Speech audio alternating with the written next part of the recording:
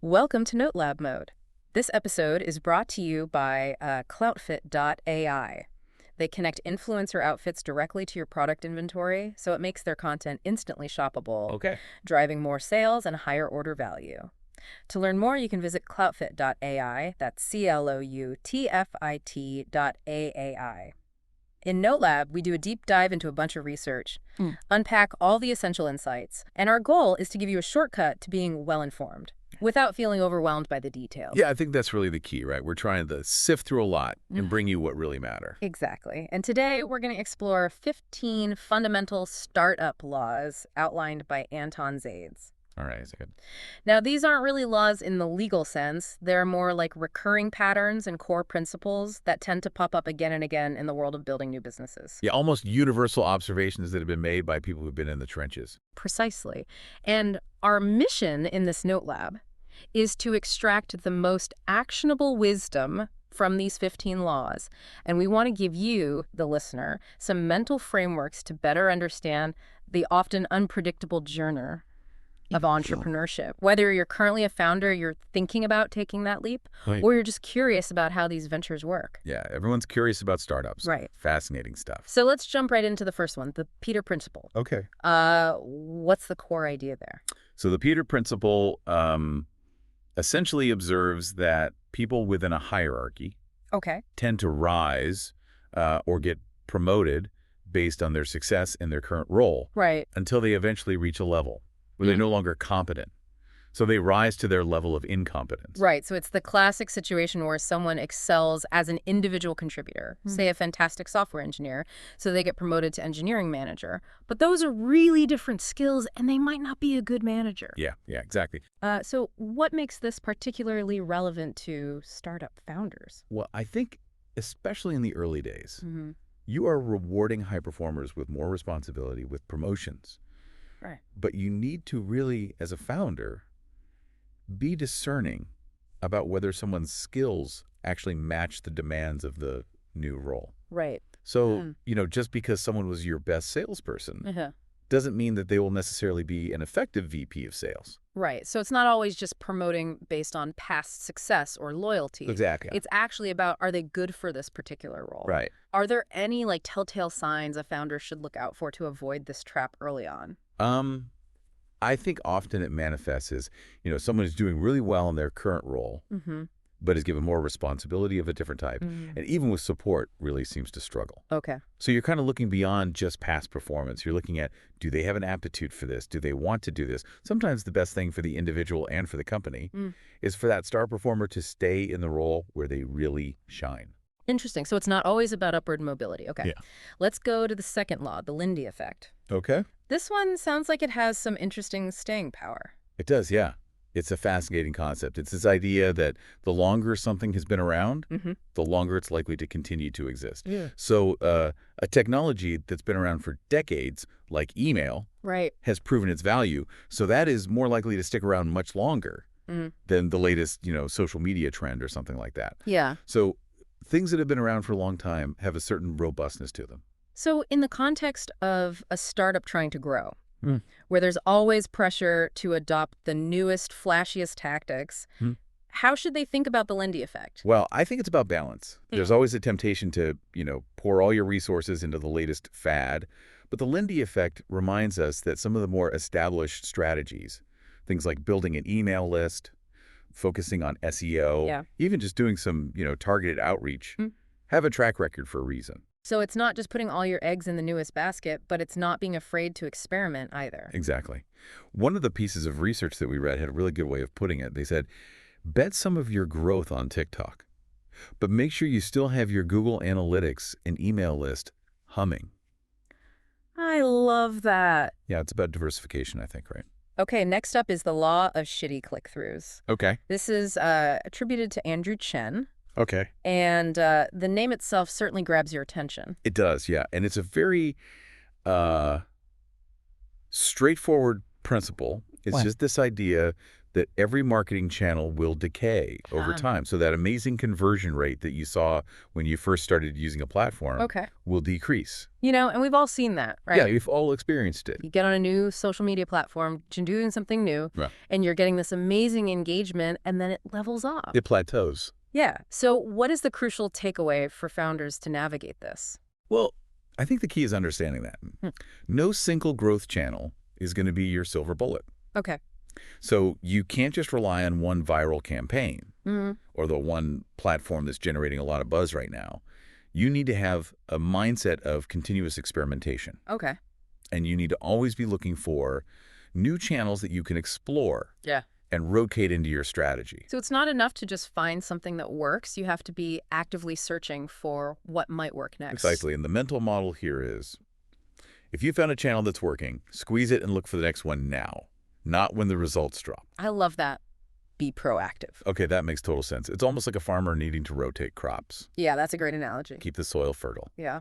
All right, let's tackle the cold start problem. Okay. This is also attributed to Andrew Chen. This sounds like a particularly tough hurdle for some startups. It can be, yeah. So the cold start problem is it describes this challenge Yeah. that any network effect product faces. So, think social media platforms. Think online marketplaces. The product is only valuable when it has users.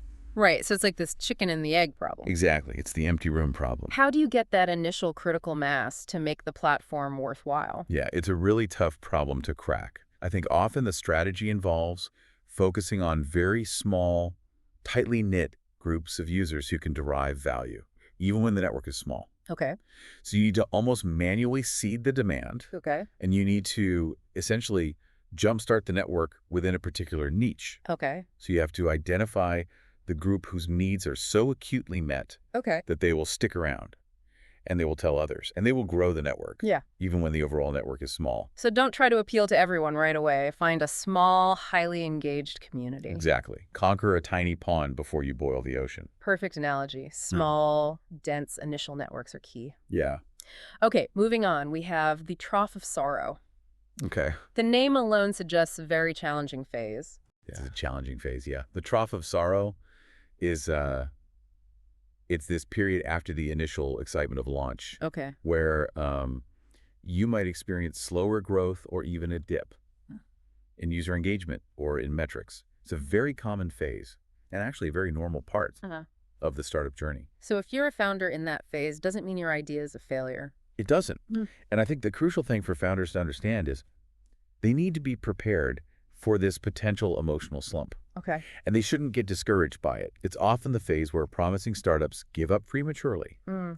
And it's a really valuable opportunity Yeah. to iterate on your product, get feedback from early users, and really refine your path to product market fit. Right. So it's about recognizing that slower period as a time for learning and adaptation, Right. not panicking. Exactly. Yeah. One of the papers we read put it very well. It said, launch, slump, learn, product market fit. You don't skip the trough, you build through it. Okay. So it's really a period where the real growth is forged. Perfect. Okay, next up is Segal's Law. All right. This one kind of touches on the data overload that many startups face these days. It does, yeah. So Segal's law essentially says that, hey, a person with a watch knows what time it is. Mm. A person with two watches is never sure. Oh, I like that. Yeah, so in the context of startups, that means that having more data Mm-hmm. doesn't necessarily lead to better decision making. Right. In fact, too much information can lead to confusion, Hmm. analysis, paralysis. That definitely resonates, right? Yeah. Because these days you can track like so many different metrics. So what is the practical implication? You're a startup swimming in data. What do you do? Well, I think the takeaway is focus. Mm. Rather than trying to monitor and optimize every single metric, you should identify a single North Star metric. Okay. And that's the one indicator that most accurately reflects the health of your business. And then you really concentrate your execution and you align your team around that. Right. So it's about prioritizing the signal over the noise. Exactly. The mental shortcut is pick one thing to win this quarter. Ignore the noise. That's great advice in today's data-rich environment. Okay, let's move on to the Shirky principle. Okay. This one sounds like it has implications for innovation and disruption. Yeah, it definitely does. The Shirky principle observes that institutions will try to preserve the problem that they were created to solve. Wow. So think about, a company, an established company. that becomes so deeply entrenched in its business model that it becomes resistant to new ideas. Right. So I think this presents both an opportunity and a warning for startups. Okay, so what's the opportunity? Well, I think the opportunity is to identify those problems that incumbents are unwilling or unable to solve, Okay. and then create a disruptive solution. Okay. The warning is that as startups grow and become more established, they also risk falling into the same trap.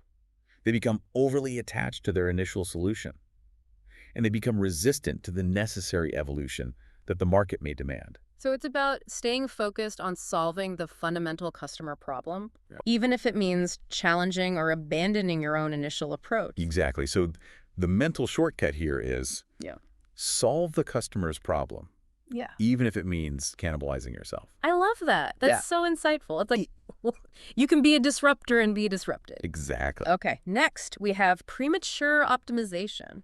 Right. This is a phrase that comes up a lot in tech. It does, yeah. Yeah.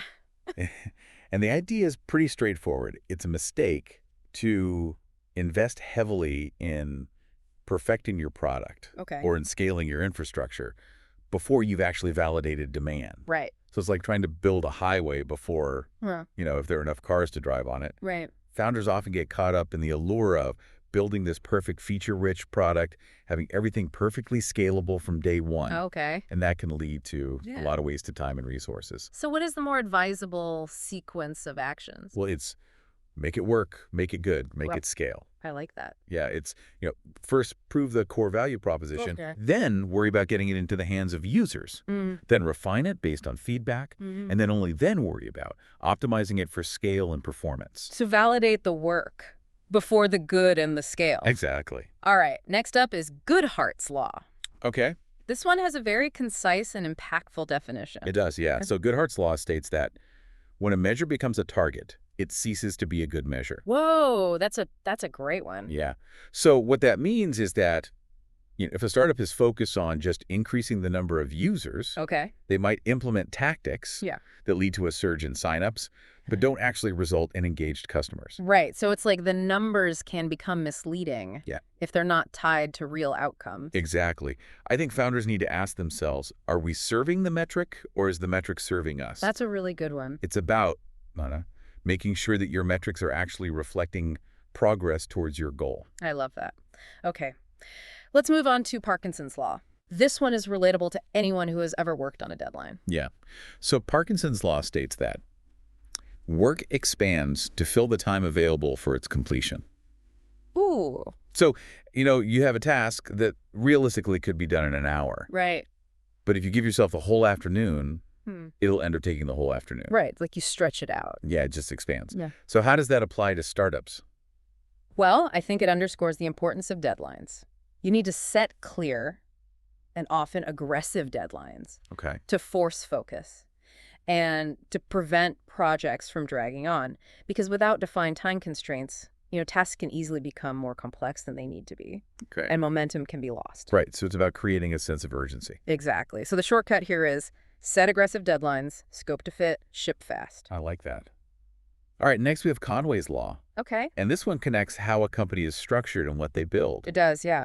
Conway's Law states that the structure of an organization will influence the design of the system it produces. So if you're a company and you have separate siloed teams, your product is going to reflect that. You're going to have a disjointed, inconsistent user experience. So that's really interesting connection, right? So Yeah. if you are aiming for a seamless and integrated product for your users, you have to think carefully about how your team is structured.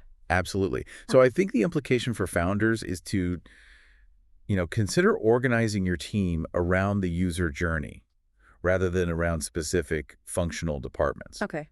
So if you want a smooth flow for how users interact with your product, your internal team needs to be aligned in a way that mirrors that. So it's almost like you're intentionally designing your organizational structure Right. with the end user in mind. Exactly. So the shortcut here is design your team the way you want your product to behave. Okay, I like that.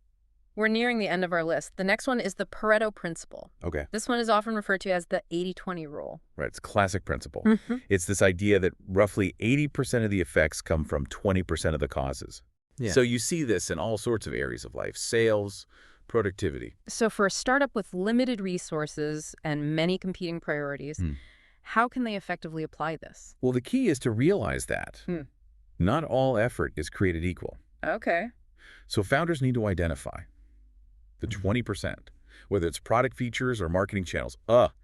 That is driving 80% of the outcome. Mm. And then focus on that. Okay. So it's like figuring out where you're getting the biggest bang for your buck. Exactly. One of the articles we read suggested a weekly review where you cut 80% of your to-do list and then you double down on what's working. I love it. That's a great habit to form. Yeah, it forces you to be ruthless in your prioritization. All right, next up is Murphy's Law. Okay. I think this one is one that we're probably all too familiar with. Yeah. Murphy's Law states that anything that can go wrong will go wrong. Mhm. So it's really a reminder of, the inherent uncertainty Right. and the potential for unexpected issues, especially in the startup world.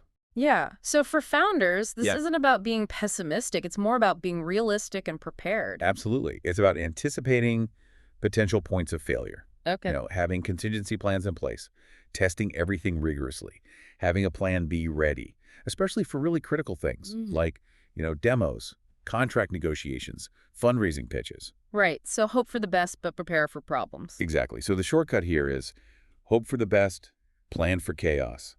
Always have a fallback deck, demo, and timeline. Perfect. Okay. Next, we have Gall's Law. Okay.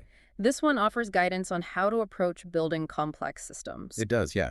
Gall's law states that a complex system that works is invariably found to have evolved from a simple system that worked.